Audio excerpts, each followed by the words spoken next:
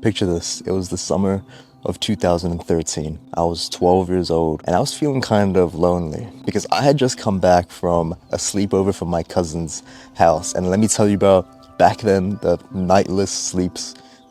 sleepless nights we'd have coming from that high and then going back to your own house where it's kind of going down to that low, bro, you'd feel pretty lonely afterwards. And so I was begging my family to buy me a pet because at the time I loved animals. And to my surprise, one day, my brother came home with this cardboard box and something inside was moving. And I was getting all excited. I was like, is it a dog? Is it a cat? Is it a fucking turtle? What could it be? And to my surprise, it was a puppy. This guy right here. He's a lot older now. But this is the dog that we got. You can probably hear his heavy breathing right now. But his name's Ace. He's 13 years old now.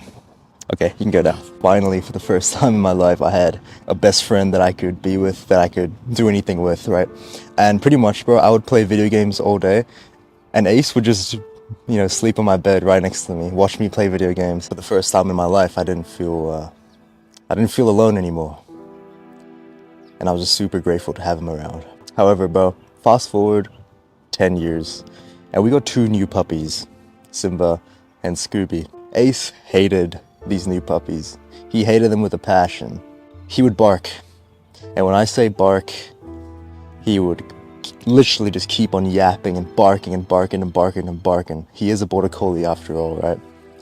And I'd be frank with you, bro, this really did annoy me. And at nighttime, we keep Ace inside the garage. So that's like a bit further away, just so he can have his peace, because again, he hates these other dogs. And so one day, out of nowhere, for who knows what reason, I hear Ace bark inside the garage, and he just keeps on barking and barking and barking like he wants to get let out. And so my brother tells me to go and sort it out. And I'm not gonna lie to you, bro, this annoyed the fuck out of me, because I had to get up early the next day. I was already pretty much asleep, and it's like, what does this fucking dog want, right? I just couldn't be fucked. And so I angrily got up from my bed, went and grabbed the garage keys, put my shoes on, go outside while I'm still hearing him bark in my ears, right? And I go up and open the garage door, and by this point, I'm still angry. And I just see Ace stop barking. He walks out the door, and I'm just looking at him with this straight face, this really just pissed off face, right? And I'm just pissed off at him, right? And I end up shouting at him. I got pretty mad at him, and I just took him for a walk outside in the compound, and he was okay after that, right? But God, I realized something during that walk. I realized something really important. Throughout these 10 years of having Ace as a pet, I lost that happiness that I had with him. It all just hit me at once. It's like, Ace is old. He's not gonna live much longer. There's no point in being angry if when he's gone, then, I regret acting this way. It all just hit me really hard. Because ever since the new puppies came, I just felt like I was so distant from Ace. So, we just lost what we once had, that friendship, that bond, that happiness. It was gone. This hit me like a truck because I just felt so fucking horrible treating him this way, treating him with this, anger. And then something else hit me. It's like, holy shit, I actually used to be happier back then as well. I used to be happier back then when I had this gratefulness, when I had this bond with him that I don't have now.